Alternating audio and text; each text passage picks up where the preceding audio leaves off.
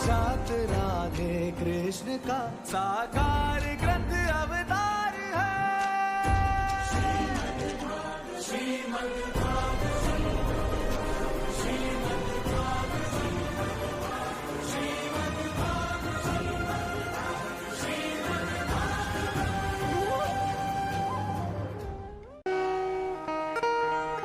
चार बालकों का नामकरण कर दिया गया और नामकरण करने के बाद में एक दिन गादी नाम के राजा के पुत्र गादी तनय विश्वामित्र और विश्वामित्र जी चल पड़े अयोध्या की ओर।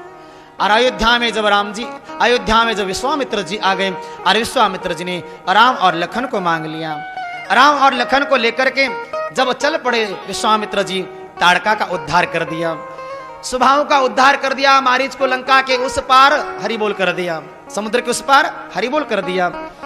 अब यज्ञ संपन्न होने के बाद में विश्वामित्र जी और राम और लखन कुटिया में बैठे हुए हैं। इतने में जनकपुरी से एक सेवक आ गया है और सेवक ने आकर के समाचार दे दिया है कि जनकपुरी में स्वयंवर की तैयारी की जा रही है, चलिए विश्वामित्र जी आपको निमंत्रित कर रहे हैं। विश्वामित्र जी दो बालकों को लेकर के, राम और लखन को लेकर के पहुंच गए जनकपुरी में। बोलो राधे। और जनकपुरी में पुष्प वाटिका योगी की वाटिका है और अशोक वाटिका भोगी की वाटिका है। एक जगह दोनों का मिलन होगा राम और सिया का, और एक जगह दोनों को अलग किया जाएगा। पुष्प वाटिका में राम और सिया मिलेंगे, क्यों? योगी की वाटिका है इसलिए। भोगी रावण है, वहां पर सिया और राम को अलग किया जाएगा। अस्तु, प्रातः काल की बेला है, राम और लखन जी पुष्प तोड़ने के लिए पुष्प वाटिका में गए हुए थे और पुष्प वाटिका में यहां पर सिया जी भी पुष्प तोड़ने आई हुई हैं। आपके यहां पर है, क्या बात है। तुम्हारे सारे रिश्तेदार कोई सीता जी के जन्म, वो सत्यनारायण बाबू किधर गए? दिल्ली छोड़ के आ गए। आपके दामाद जी सत्यनारायण जी सीतामढ़ी, सीता जी का जन्म स्थल का, आप पशुपति के काठमांडू के हैं, और एक आए ना वहां से जहां पर सीता जी की पालकी रुक गई थी, बताए थे ना। अच्छा, वहीं पर। बोलो राधे राधे। अच्छा है, बहुत दूर दूर से राधे राधे कर रहे हैं आप लोग। तो भागवत रूपी ग्रंथ में यहां पर कहते हैं सीता जी पुष्प वाटिका में राम जी को देखा और राम जी ने सीता जी को देख लिया। आंखों आंखों में बात हो गई और सीता जी ने गौरी से प्रार्थना करी। देखिएगा, परमात्मा को प्रागट्य, परमात्मा से मिलना है तो पहले शक्ति की उपासना करो, नारी की उपासना करो, नारी का सम्मान करो, तब जाकर के भगवान भी मिल जाते हैं।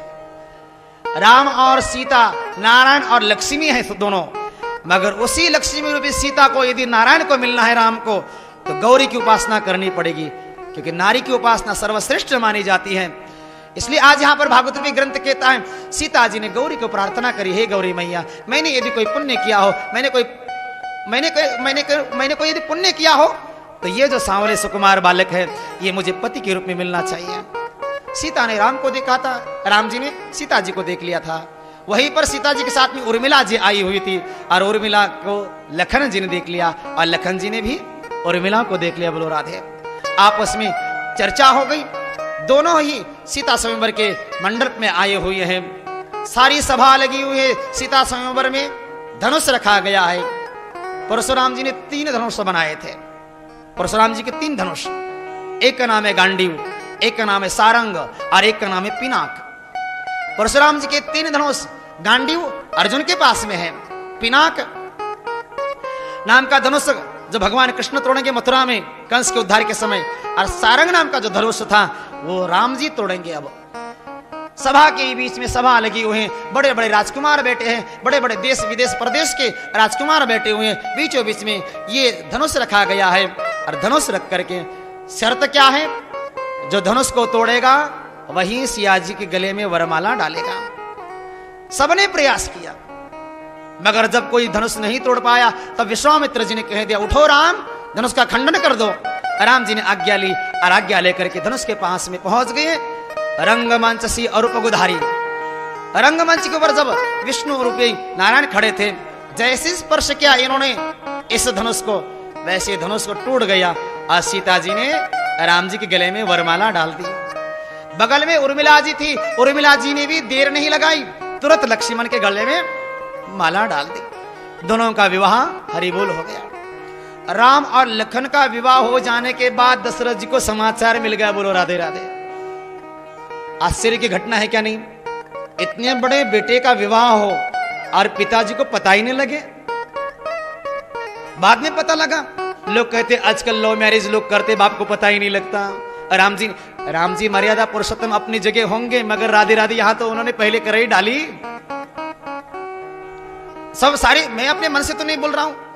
अच्छा, एक अनुभव करके देखो आप। जनक नाम के राजा ने सबको निमंत्रण दिया था, सबको। यदि दशरथ जी को निमंत्रण दिया होता तो दशरथ जी को आना चाहिए था। वाल्मीकि बाबा ने लिखा है, दशरथ जी को निमंत्रण मिला ही नहीं। जनक नाम के राजा ने सबको निमंत्रण दिया था। यहां तक कि रावण को निमंत्रण था, बाणासुर को निमंत्रण था, समुद्र को निमंत्रण था, बड़े बड़े राजाओं को निमंत्रण था। सब आए थे। जनक का निमंत्रण कोई भी छोड़ा नहीं था, सब आ गए थे। दशरथ जी को निमंत्रण मिल रहा होता तो दशरथ जी आते। दशरथ जी को निमंत्रण मिला ही नहीं जी। यदि मिला होता तो विश्वामित्र जी दोनों बेटा को शादी करते क्या? फिर मेरे भाई वाल्मीकि जी ने लिखा है, क्यों नहीं जनक जी ने दशरथ जी को निमंत्रण दिया? क्यों निमंत्रण जनक जी ने दशरथ जी को नहीं दिया? प्रश्न क्या है? दशरथ जी को यदि निमंत्रण मिला होता तो दशरथ जी आते। दशरथ जी को निमंत्रण नहीं दिया था तो चलिएगा, जानते हैं क्यों नहीं दिया था निमंत्रण। प्रश्न का उत्तर लीजिएगा। एक बार की बात है, जनकपुरी में अकाल घोषित हो गया था। चारों तरफ हाहाकार हो रहा था। जनक नाम के राजा ने बड़े बड़े उपाय किए, मगर पानी की वर्षा नहीं हो रही थी। जनक नाम के राजा की प्रजा व्याकुल हो रही थी, सारी प्रजा कष्ट में पा रही थी। जनक नाम के राजा ने महात्माओं को बुलवाया। हे महात्माओं, पर्जन्य नाम का यज्ञ करो। पानी बरसाने के लिए पर्जन्य नाम का यज्ञ किया जाता है। वो भी यज्ञ किया, मगर पानी नहीं बरसा। बड़े बड़े उपाय किए। जनक नाम के राजा उदास बैठे हुए थे। हे महात्माओं, प्रजा को दुखी देख नहीं सकता मैं। प्रजा का कष्ट मुझे देखा नहीं जाता है। ये अकाल जो हो रहा है, पानी के लिए जीव तरस रहा है। हे महात्माओं, कोई उपाय हो तो बता दीजिए, उस उपाय को मैं करूं और इस जनकपुरी में पानी बरसा दूं। महात्माओं ने कहा, एक उपाय बचा है। इस उपाय को यदि करोगे जनक तो पानी अपने आप आ जाएगा। जनक जी ने कहा, परोपकार के लिए, प्रजा के लिए मैं कोई भी उपाय करने के लिए तैयार हूं। बोलिए महात्माओं, क्या उपाय है?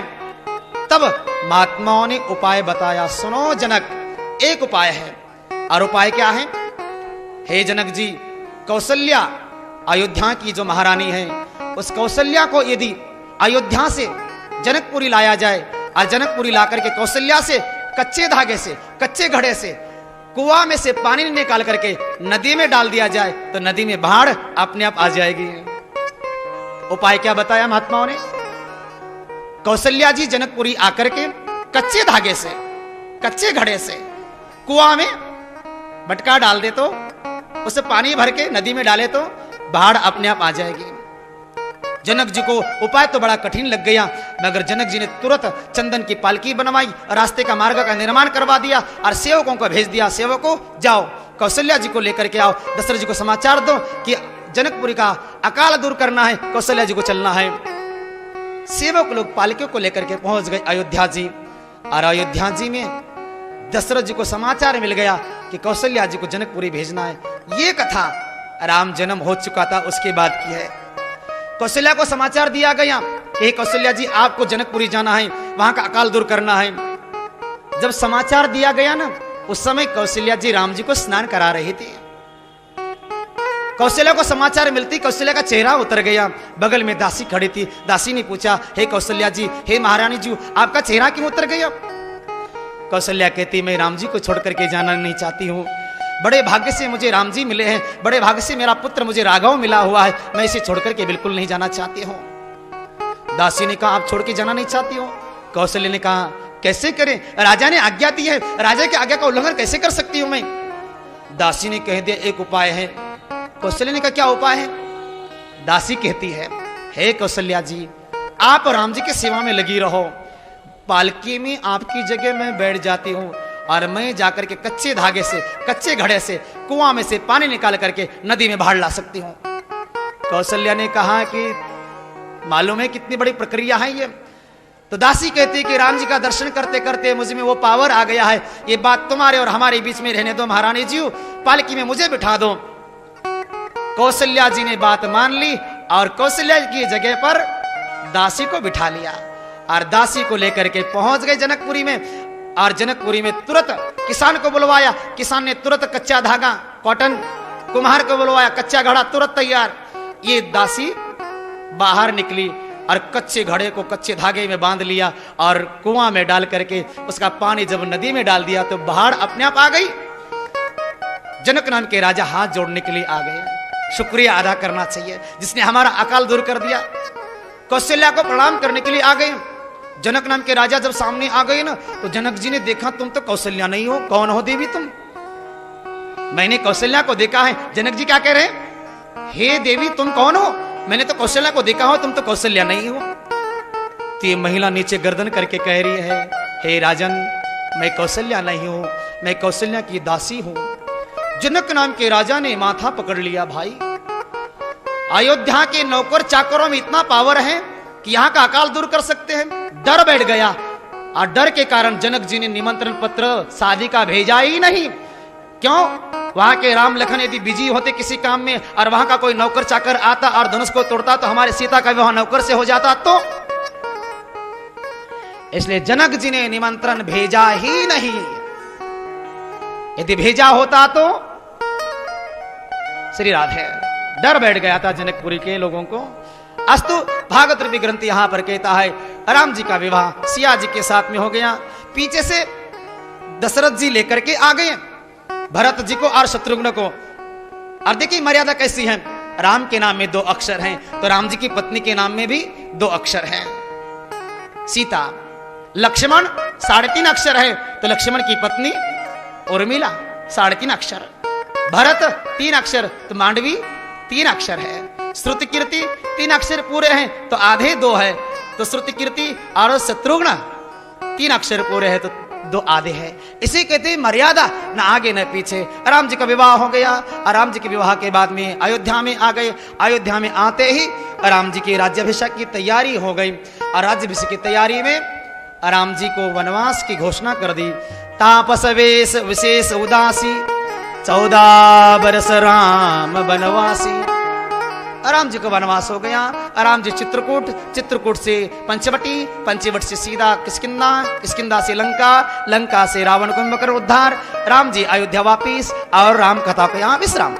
चलेगा कृष्ण कथा को आरंभ करते हैं। भगवान कृष्ण का जन्म आरंभ, एक न भगवान का नाम और आगे की ओर चलते बोलो राधे राधे। 4 बालकों का नामकरण कर दिया गया और नामकरण करने के बाद में एक दिन गादी नाम के राजा के पुत्र गादी तनय विश्वामित्र और विश्वामित्र जी चल पड़े अयोध्या की ओर। और अयोध्या में जब विश्वामित्र जी आ गए और विश्वामित्र जी ने राम और लखन को मांग लिया। राम और लखन को लेकर के जब चल पड़े विश्वामित्र जी, ताड़का का उद्धार कर दिया, सुबाहु का उद्धार कर दिया, मारीच को लंका के उस पार हरि बोल कर दिया, समुद्र के उस पार हरि बोल कर दिया। अब यज्ञ संपन्न होने के बाद में विश्वामित्र जी और राम और लखन कुटिया में बैठे हुए हैं। इतने में जनकपुरी से एक सेवक आ गया है और सेवक ने आकर के समाचार दे दिया है कि जनकपुरी में स्वयंवर की तैयारी की जा रही है, चलिए विश्वामित्र जी आपको निमंत्रित कर रहे हैं। विश्वामित्र जी 2 बालकों को लेकर के, राम और लखन को लेकर के पहुंच गए जनकपुरी में। बोलो राधे। और जनकपुरी में पुष्पक वाटिका में, पुष्प वाटिका योगी की वाटिका है और अशोक वाटिका भोगी की वाटिका है। एक जगह दोनों का मिलन होगा राम और सिया का और एक जगह दोनों को अलग किया जाएगा। पुष्प वाटिका में राम और सिया मिलेंगे, क्यों? योगी की वाटिका है इसलिए। भोगी रावण है, वहां पर सिया और राम को अलग किया जाएगा। अस्तु प्रातः काल की बेला है, राम और लखन जी पुष्प तोड़ने के लिए पुष्प वाटिका में गए हुए थे और पुष्प वाटिका में यहां पर सिया जी भी पुष्प तोड़ने आई हुई हैं। आपके यहां पर है, क्या बात है। तुम्हारे सारे रिश्तेदार कोई सीता जी के जन्म, वो सत्यनारायण बाबू किधर गए? दिल्ली छोड़ के आ गए। आपके दामाद जी सत्यनारायण जी सीतामढ़ी सीता जी का जन्म स्थल का, आप पशुपति के काठमांडू के हैं, और एक आए ना वहां से जहां पर सीता जी की पालकी रुक गई थी, बताए थे ना। अच्छा वहीं पर, बोलो राधे राधे। अच्छा है, बहुत दूर दूर से राधे राधे कर रहे हैं आप लोग। तो भागवत रूपी ग्रंथ में यहां पर कहते हैं सीता जी पुष्प वाटिका में राम जी को देखा और राम जी ने सीता जी को देख लिया, आंखों आंखों में बात हो गई और सीता जी ने गौरी से प्रार्थना करी। देखिएगा, परमात्मा को प्रागट्य, परमात्मा से मिलना है तो पहले शक्ति की उपासना करो, नारी की उपासना करो, नारी का सम्मान करो, तब जाकर के भगवान भी मिल जाते हैं। राम और सीता, नारायण और लक्ष्मी है दोनों, मगर उसी लक्ष्मी रूपी सीता को यदि नारायण को मिलना है, राम को, तो गौरी की उपासना करनी पड़ेगी, क्योंकि नारी की उपासना सर्वश्रेष्ठ मानी जाती है। इसलिए आज यहां पर भागवत में ग्रंथ कहता है सीता जी ने गौरी को प्रार्थना करी, हे गौरी मैया, मैंने यदि कोई पुण्य किया हो, मैंने कोई यदि पुण्य किया हो, तो ये जो सांवले सुकुमार बालक है ये मुझे पति के रूप में मिलना चाहिए। सीता ने राम को देखा था, राम जी ने सीता जी को देख लिया था। वहीं पर सीता जी के साथ में उर्मिला जी आई हुई थी और उर्मिला को लखन जी ने देख लिया और लखन जी ने भी उर्मिला को देख लिया। बोलो राधे। आपस में चर्चा हो गई, दोनों ही सीता स्वयंवर के मंडप में आए हुए हैं, सारी सभा लगी हुई है। सीता स्वयंवर में धनुष रखा गया है। परशुराम जी ने 3 धनुष बनाए थे। परशुराम जी के 3 धनुष, एक का नाम है गांडीव, एक का नाम है सारंग और एक का नाम है पिनाक। परशुराम जी के 3 धनुष, गांडीव अर्जुन के पास में है, पिनाक नाम का धनुष जो भगवान कृष्ण तोड़ेंगे मथुरा में कंस के उद्धार के समय, और सारंग नाम का जो धनुष था वो राम जी तोड़ेंगे। अब सभा के बीच में सभा लगी हुई है, बड़े बड़े राजकुमार बैठे हैं, बड़े बड़े देश विदेश प्रदेश के राजकुमार बैठे हुए हैं, बीचों बीच में ये धनुष रखा गया है। और धनुष रख करके शर्त क्या है, जो धनुष को तोड़ेगा वही सिया जी के गले में वरमाला डालेगा। सबने प्रयास किया, मगर जब कोई धनुष नहीं तोड़ पाया तब विश्वामित्र जी ने कह दिया, उठो राम, धनुष का खंडन कर दो। राम जी ने आज्ञा ली और आज्ञा लेकर के धनुष के पास में पहुंच गए।